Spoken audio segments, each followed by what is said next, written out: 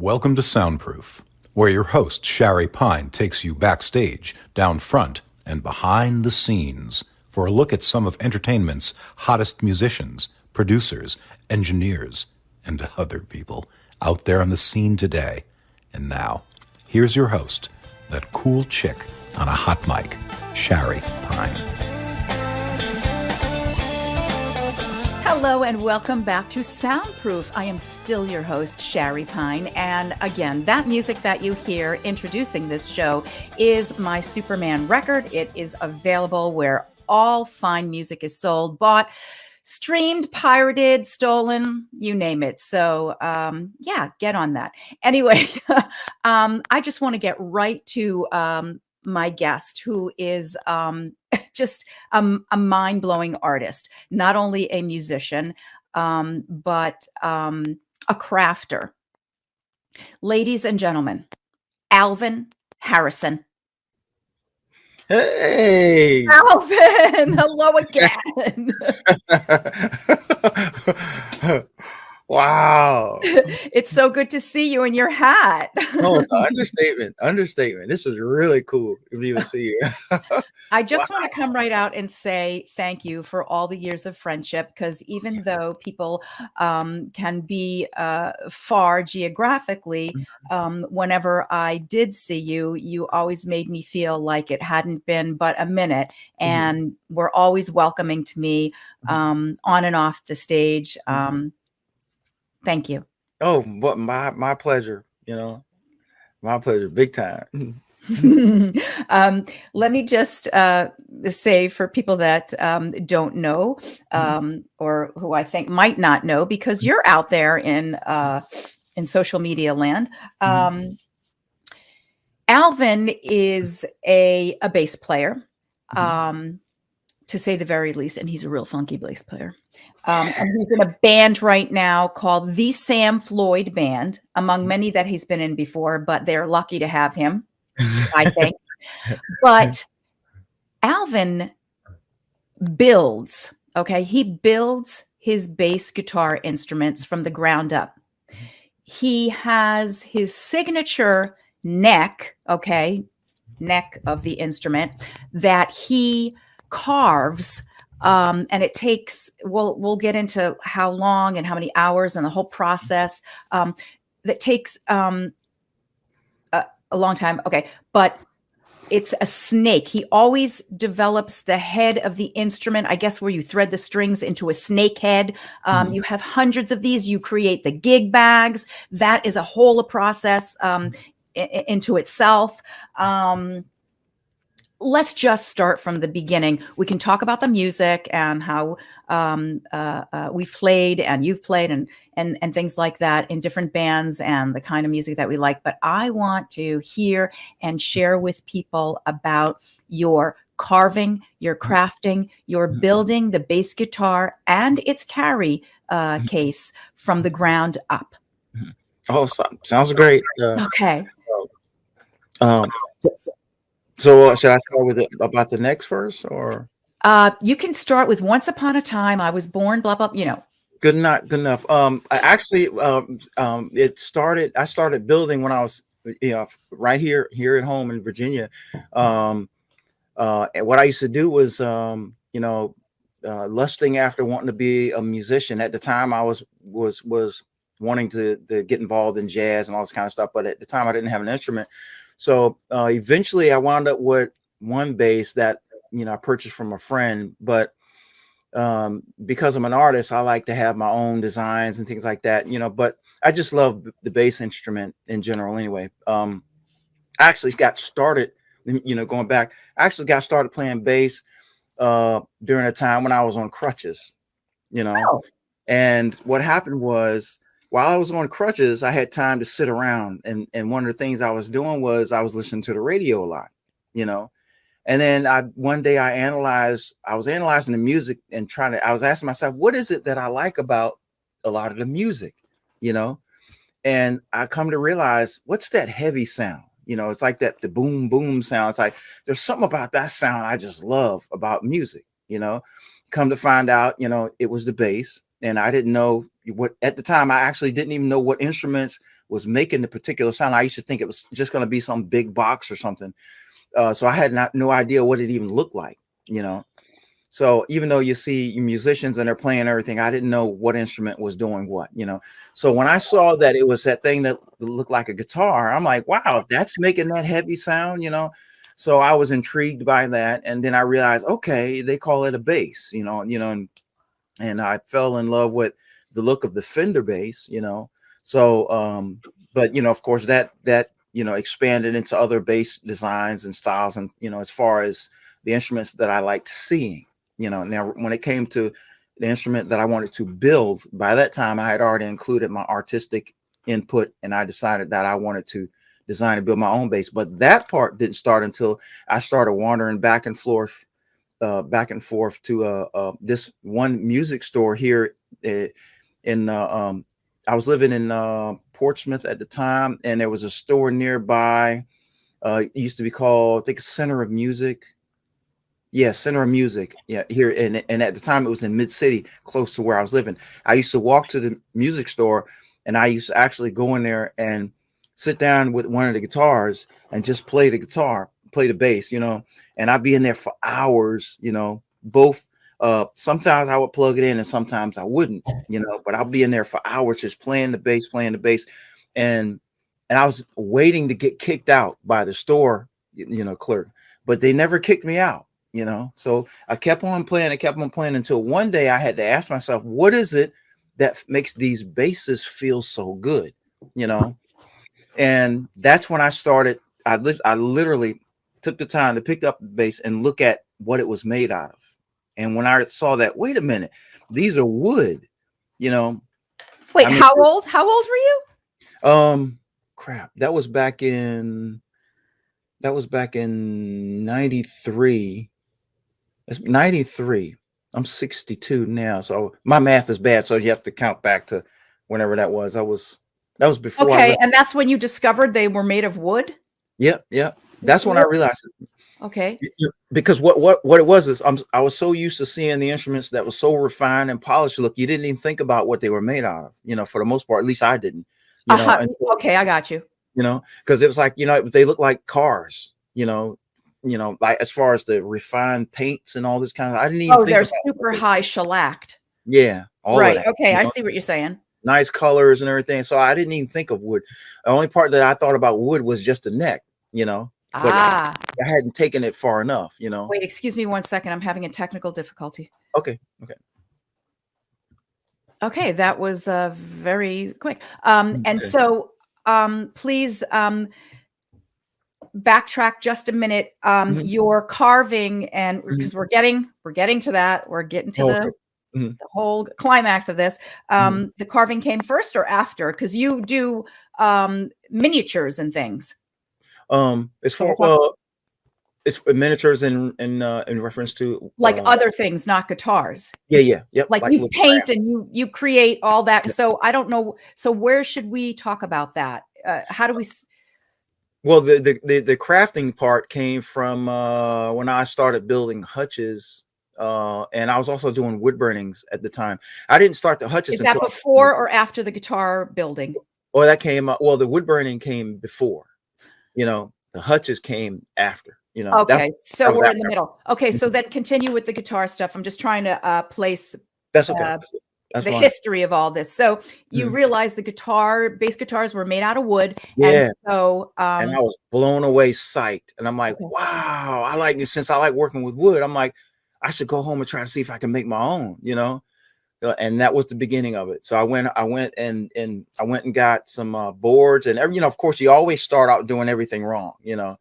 So, you know, but I based everything looked on the dream, the vision that I had immediately. I didn't even try to copy like a classic Fender bass or one of the company bass. I just designed mine from scratch right from the beginning. And that's when I started with the COBRA thing.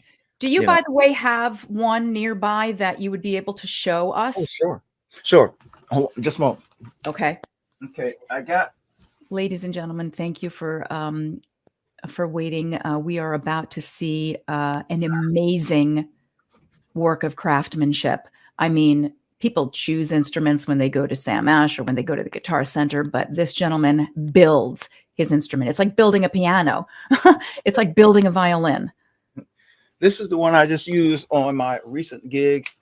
You know, let me see. This is you know, and I tried to, is it gonna bite me? I tried to make it look that way, you know. Hold that baby all the way up. Let's get a full view up and down. Okay. And this is the body, you know. Put that closer to. Let's get some detail. Pull it closer to the. Yeah. Oh! You've come a long way, man. Because I have seen the things that you have built, and I have never seen that. Yeah. This one I actually did some revamping on it recently, you know. Oh my goodness gracious! So whoa! I don't even know where to begin to talk about this. This is the back of the neck. Get that closer, please. Closer. Oops, is it upside down? No, it's right side on there. You know, it's just a little African village. Colors, though. Yeah. Okay. The last I saw, maybe I was in your studio, it was years ago or something like that. You were okay, so you've come light years away, and it makes sense because art does it's like develop. It grows. And my other ones are slightly a little plainer because I was trying to see if I could come down and make something that was a little closer to normal. You know, so this was, you know, because I feel like, you know, my bases might frighten the natives as it has. You know, we got somebody else for the gig. Thanks, bye. Yeah. You know. So, and this is one of the other ones. And this one is a little, actually, it's a little more refined, you know, the finishes and everything. You know, it's just that it's not COBRA-esque, you know, but I do plan on making some more, you know. And this is the back. You know, have you gotten, okay, so this is throwing my host schedule of interview off. Have you gotten, that's like a pick board, but it's on the back for protection? No, so this is the black. You know, Turn it around. Mm-hmm. That at the bottom looks like, that's where the pickup containers are. Yeah. Okay. The electronics cavity. Okay. Yeah. But this is an oak body. You know, this is a maple neck, and they would kick me out of the club because I use woods that aren't considered good guitar woods. You know, but and this is an oak fretboard. Which what are they instead of carding you for your age as is customary, now they card you for the wood on your instrument before you walk in? Oh, well, yeah, almost. It's almost like saying, wait a minute, that's made out of what? Oak? You don't do that here. You're out of the club. You know. Wait a minute. This is crazy. I don't understand, man. This is a mind blower. So it's not like ivory tusks or anything. I mean, there isn't anything that's prohibited. No, it's just regular woods, you know, just regular local. Because I'm cheap, so I had to go get, you know, the cheapest wood I could afford. So okay. I gotta collect my thoughts a minute. When you are building these, and as I said, once upon a time when I went to your studio and I did see it was the wood shop or whatever, and your design has evolved into something breathtakingly, unspeakably breathtaking and unspeakable.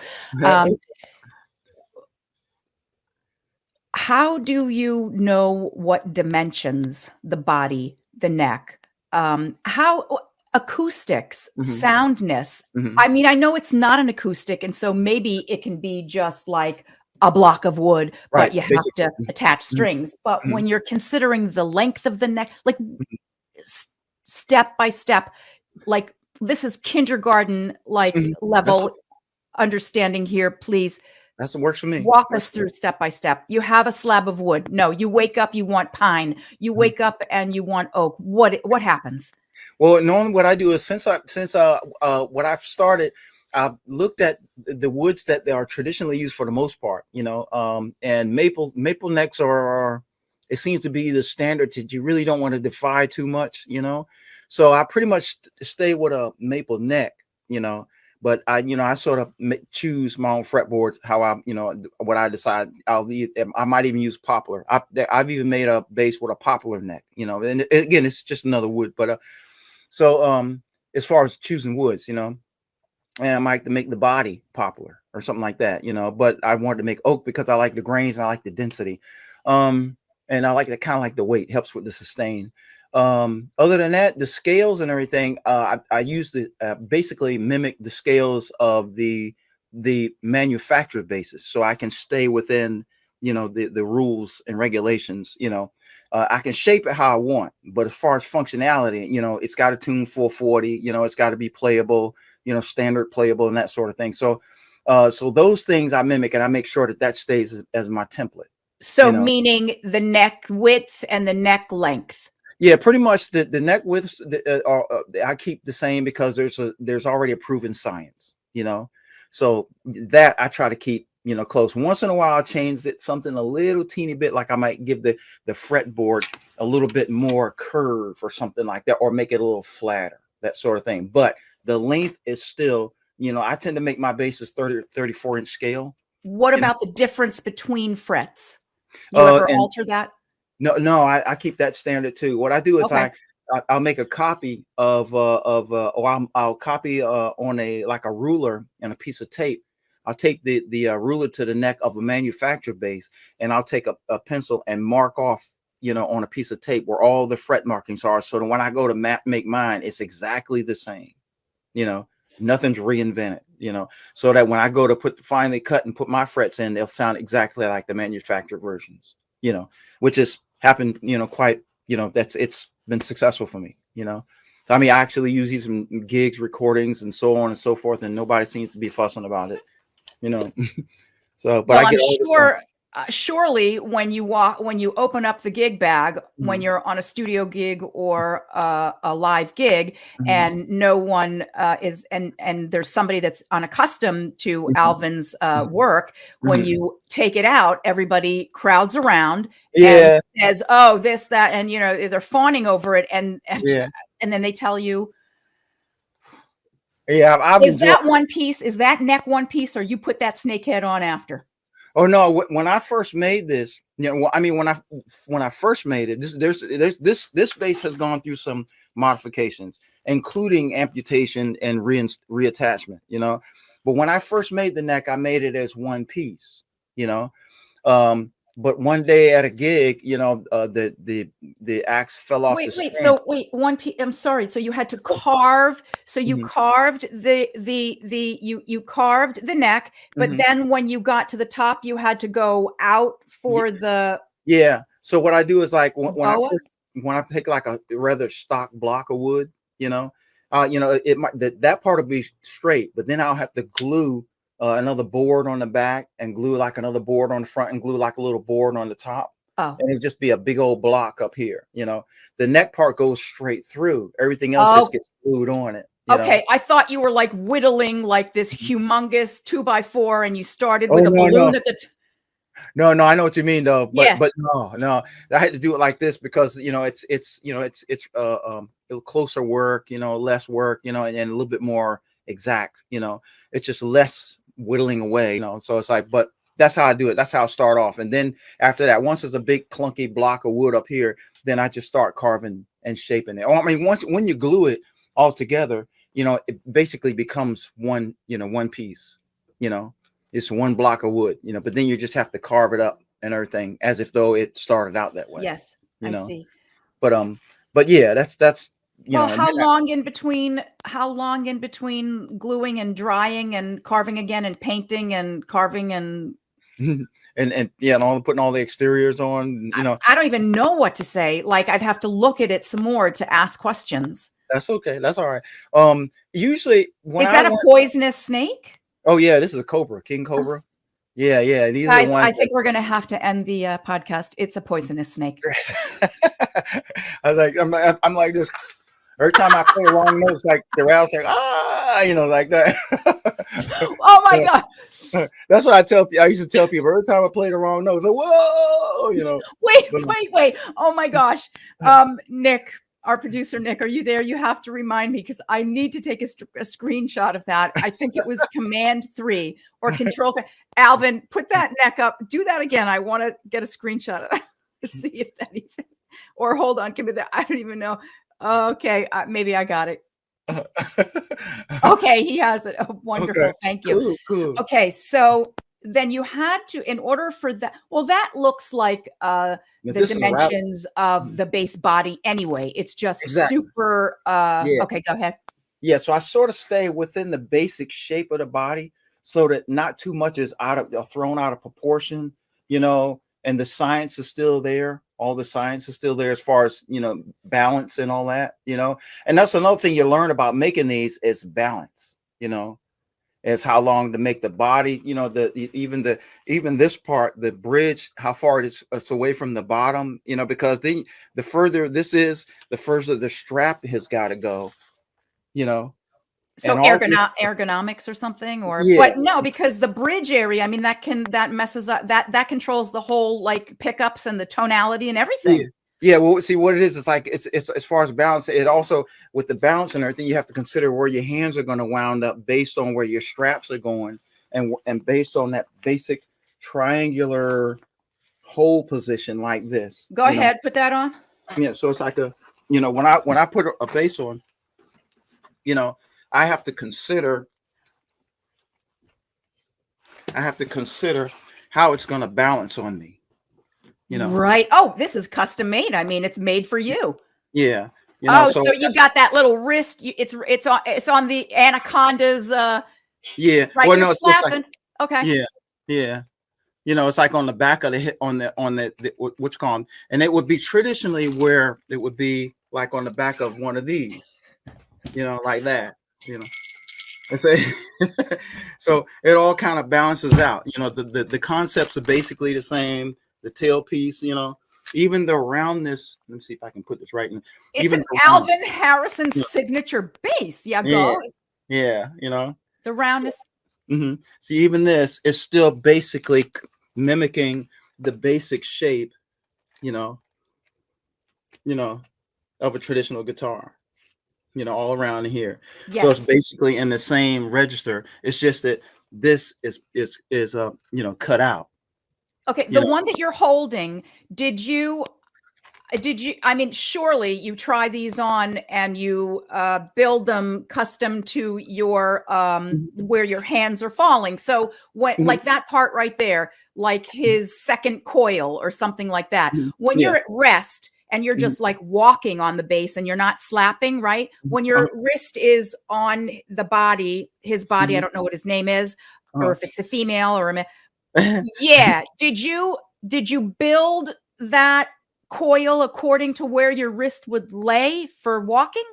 Oh, no. It's just I just kept this in the basic shape of the guitar. You did say that already. I am a little bit slow. No, that's okay. That's all right. I'm the same way. I'm in good company. You know, it's nice to know that we match. Yeah, but I haven't. I mean, no, you clearly are a genius. Thank you. The fretboard, is that me on the fretboard, Alvin? As close as I can get. Is it? Oh my goodness! What the heck? Okay, pickups. Talk to me about pickup placement and what tell our people at home what is going on. That's good. Basically, the pickups are I look at the standard styles on the other basses and see kind of like where they put their pickups. I usually order my pickups from like Stu Mac, you know, magazine. If I can, I don't know if I can say that on, you know. Oh well, I got chapstick, so.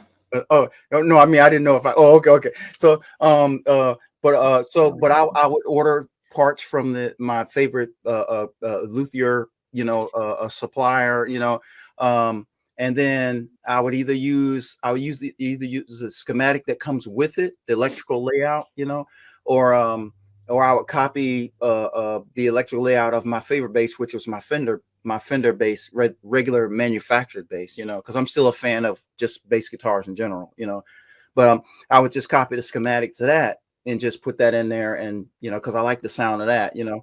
And as far as position, I like experimenting. I might put them up a little close, I might put them up a little back. I sort of get That's my privilege, artist license. Okay, let me ask you about that now that you've put the thought.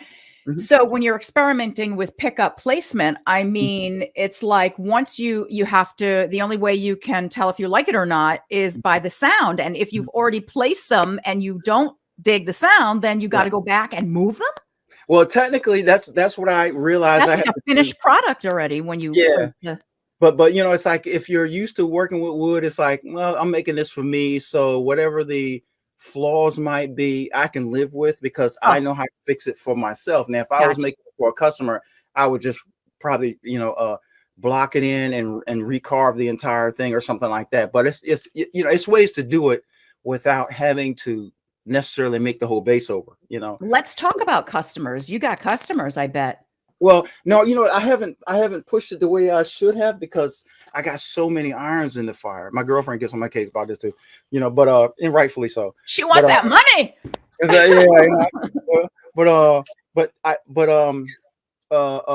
What happens is because I do my art, I do, you know, the music. At one point, I used to be in 7 bands at one time, you know, because I was determined. Everybody I speak to, I've been in 7 bands at one time. Yeah, you know, I was determined to try to make playing music my full-time, legitimate day job.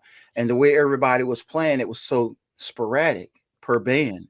Like even the band that I'm in now, you know, we're, you know, our average is like two gigs a month, you know, or you know, once in a blue moon we might get a third, you know, but that's the average. And when I was in Jersey, at one point I ran into a lot of that, you know, but I was like, okay, I want to be playing a lot more. I don't want to be doing custodial work, you know, or doing newspapers and washing dishes. I want to play music 24/7 almost, you know. You're like Van Gogh. I mean, washing dishes and creating this like master work. Oh, thank you. But that's what I want to do. And I feel like I realized the only way to do that is you have to join a bunch of bands. And the bad part about that is a lot of bands, rightfully so, they don't want you to be a part of a lot of bands because if they get a gig on a day that you're playing with another band, that's an issue, you know? Well, they're going to have to make it worth your while to stay with them only. Exactly. And most bands can't, you know? But what happens is you want to play so bad, you know, it's like, well, let me see, what can I do? So what I did was, you know, any band that couldn't have that, I respect that, you know, and I said, okay, I can't be a part of this band because I know y'all have that criteria, and that's, you know, fair. It's understandable. So I just had to keep on until, you know, I found bands that was willing to tolerate me being in other bands, you know, and I wound up accumulating at least 7, and that was like for 3 months or something like that, you know.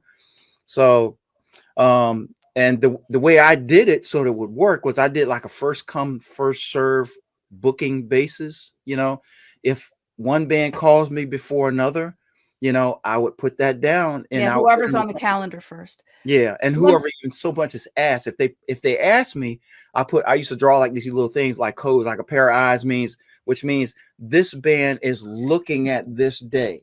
They're not confirmed yet, but they're looking at it. So if another band calls me about the same day, they either have to have something clown eyes. So COBRA eyes, clown eyes. Yeah, you know, yeah. So whoever gets the gig gets the bullseye. Right. Well, but basically what I did was my thing was, okay, you know, even though these people are saying, well, we got a confirmed gig for so-and-so, it's like, can you do this? And I say, well, I have to talk to the other band first. That's the privilege that they get is I check with them first. Okay, hold on 1 second. Oh, excuse me. All right. You didn't say that. There's so much to talk about. I want to know about your musical influences. Okay. I mean, I can talk to you all day. And I think people could listen all day and look all day at all of that beautiful work. I want to discuss, you know, the painting, the shellacking, the colors, the artwork. But I want to hear about your musical influences, R&B, soul, pop, blues, metal, all of it. Can you tell me in 5 seconds? No, I'm kidding. Yeah, I'll try. Yeah. Well, basically, when I first started out, it was like, you know, of course, it was pop tunes and that sort of thing in the very, very beginning, you know. And then I migrated to wanting to play contemporary jazz, like, you know, like modern jazz, you know, which the jazz purists call it pop jazz. They don't consider it real jazz, but they call it Right. pop. You know, but they like elevator music. You know, but I love that. You know, Oh, you mean music? yeah, like yellow. Yeah, exactly. Yeah, you know, or like they would have considered like the Yellow Jackets or Spyro Gyra, you know, more like pop jazz, you know, instead of the traditional bebop jazz, you know. Right. But Okay. that's the stuff that I liked, you know. So I would, you know, like Grover Washington and all that, you know. You know, so I was all into that, you know, playing, trying to get those tunes down and stuff like that, you know, which I still would need to go back over and do today. But you know, and ever since then, that's how I started out here in Virginia. And then when I got to Jersey, I started getting into more blues, more of the Grateful Dead, you know, type eras, you know, and that sort of thing. And basically those were the stronger situations I would find myself in, more blues and Grateful Deadish type music when I was in Jersey. And you know, like a little bit of pop music, but not as much. I always wanted to play like the pop stuff, but I felt like going to the jams, I couldn't find enough people that would want to do that, you know. So I wound up doing the more the blues and then the Grateful Dead type stuff, you know. But Are you a big concert goer? no, everything I do is like from afar. You know, I'll see it on television or something like that, YouTube it, video, that sort of thing. You'll see it when it comes to the bus. Oh yeah, you know, so it's like the whole getting mixed up with the crowd stuff. I'm like, I'm not really too big about that, you know. But you know, and a lot of times for me, it was a financial issue. I could never afford tickets and everything. I was always living day to day, and you know, so the idea of going to concerts and things, you know, generally didn't really happen for me, you know. But I think I had been to a couple, and you know, here and there. But I mean, you know, it was what it was. You know, I still appreciate it. Listen to the music via. Okay, so the Grateful Dead, Grover Washington. Yellow Jacket, Spyro Gyra. Wow, there's a few more. I can't even think of them. And then there's still. That's your personality, by the way. You're very bouncy, very laughy, very up. And when I think of Spyro Gyra, I can see you fronting that band. Yeah. Oh man, they're fantastic But cats. the Dead is got to be just because virtuosity. I mean, because they are just like, hi. Yeah. They're dead. Exactly. Like, but I mean, I like the variety of music. That's one thing I really found that I really love, and I discovered that by accident here in Virginia. You know, through this, it was one time where I used to work at a local restaurant, and one of the guys picked us up, my brother and I, to go to work one day, and he was playing the radio, and his character was funny, so it was like. I would say, "Oh man, I love that jam," and he would go and reach and turn the radio to a different station immediately just to be messing with me, you know. But it was like, and then every time he turned to a station, regardless of what style of music it was something that I liked. I was like, "Oh wow, I never heard that in a long time," and then he'd change it again, you know. I was like, it was funny. He was a funny cat, you know. So then it's either Alvin has a like broad musical taste, or what they were playing was just like really good. Right. Oh. You know, that's what it was. So I realized at that moment that I liked a lot more styles of music than it had ever come to my attention, you know, and I just continued that. So anytime I listen to anything, I mean, from reggae, country, Latin music, you know, funk, jazz, you know, blues, all of that, you know. What can't you stand though? There's got to be one genre. I just can't stand music. I'm not sure. I don't think you're that type of person in general. I think that you would like, I try to open up to a lot of things, even classical. I like classical music too once in a while, you know. I wouldn't consider myself an opera candidate, you know, but I respect it, you know. Right. So it's like I'm not really. You're very diplomatic. I think it's got to be a personality thing, because I think that, I mean, you're like I said, you're very diplomatic, and you've always come off as very generous, very kind. And so I think that people in general, this might be just like a life lesson for Shari, but it seems to me that people, they carry their personalities with them across literature and art and music and people and everything. I guess I thank God for who I am and for the raising that my mom and dad gave me. Other than that, it's a mix of life experience and just trying to do moral things for the most part. I think kind of puts me in a particular headspace growing up. Can you tell us about that growing up? So Virginia and your mom and dad were strict, or they were disciplinarian? You have enough rope to, Yeah. Well, no, it's like, well, mom and dad, dad was in the service, once he was, alive, he was a full-time service, and mom, was the, the homemaker and stuff like that. So we always, sort of crowd around mom a lot. And so mom was, I would say, very spiritual and always transferred, what she could learn, what she could share from, about God and our upbringing and everything. So we gravitated towards that. And then also we stayed home a lot. We weren't really, out in society as much as the other kids. So I guess we weren't influenced as much, by society. She kept you pure. She kept you guys pure. Yeah. I mean, she didn't like shelter us, she gave us a little line to get out, and stuff like that. But we still had certain values that we embraced, pretty strongly, amongst the three of us growing up.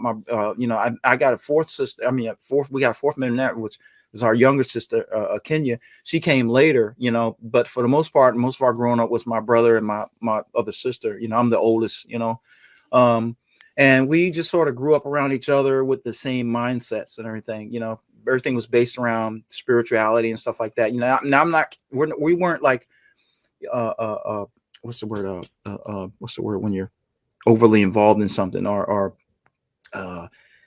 we weren't like overly, I can't even think of the word, but it's like we were, I wish I could think of the word. It won't even come to me. But like when you're really, really over the board, involved in something, it's a word for it.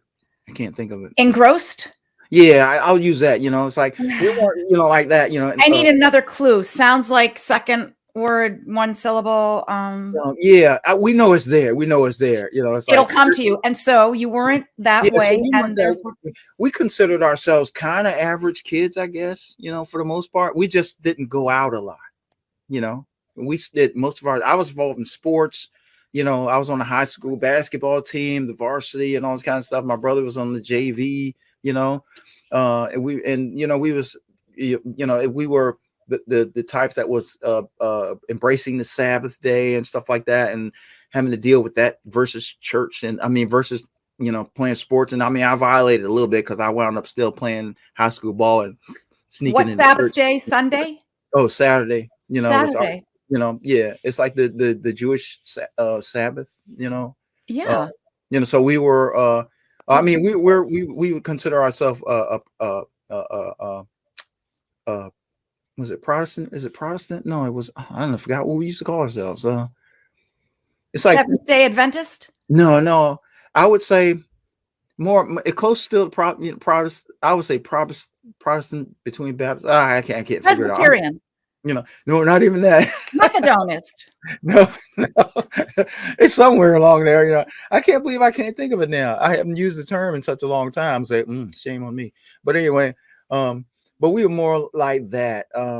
And I guess I feel like it was kind of loose, but still embracive to our beliefs and stuff like that. We just kind of knew how far to go and that kind of thing. Still being kids. But we just didn't get involved in what a good mom.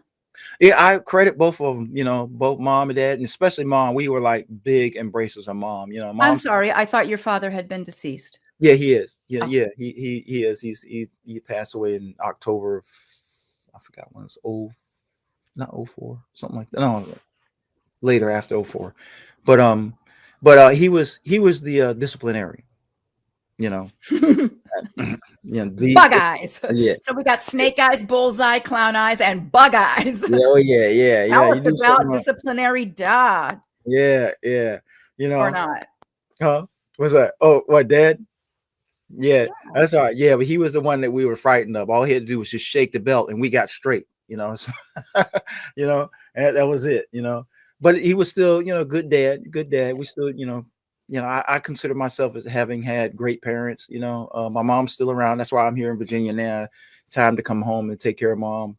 Okay, that's a beautiful thing. Let me just ask you. So both of your parents, their upbringing was also in the South in Virginia? Yeah, mom was from Murfreesboro, North Carolina. Is it North Carolina? Yeah, Murfreesboro, I think it's North Carolina. And dad, of course, was like this area, or like Portsmouth area, Okay. but he was a full service participant, Air Force. Can you please give us your socials? I would like very much for you to, if you're comfortable, Yep. give some social media addresses so people can contact you, inquire if Oh yeah, you're yeah. not overwhelmed about your custom-made, instruments. And also, Alvin, you're a craftsman and you do carvings of doll houses. We didn't even get to that. So it's going to have to be another episode, but we're going to get you to recite your socials now, please. And hats off to you, but I'm going to put mine on to join you. That's all right. I like it. I need nice style. Your socials. Well, I'm on Facebook. It's just Alvin Harrison. The Facebook. You can find me there. And then there's Crosscut Coyote Folk Bench, which I put a lot of my videos up. Because I make a lot of my videos, my promotionals. I make the promotionals for the band. I can also be connected with the Sam Floyd, band. It's the samfloydband.com. I'm on Instagram, and my girlfriend really mans a lot of that. I handled the Facebook stuff from my end, but my girlfriend takes care of my Instagram. Hey, girlfriend. Joy, that's my baby. Let me see, Instagram. Crosscut Coyotes is one word, and it's spelled the way it sounds. Yeah, Crosscut Coyote Folk Bench.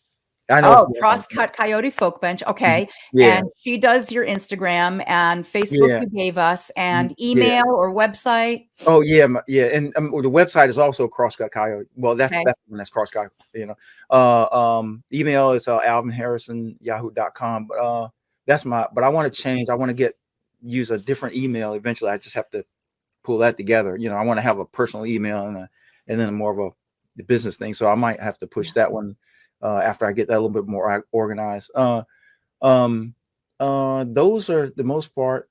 I think there might be a couple more, but like I said, my girlfriend, she's better at running those for me than I am, so my strong point is just Facebook page. But the Crosscut Coyote Folk Bench, that's another one where I post my content and stuff like that, my videos and animations and things of that nature. Okay.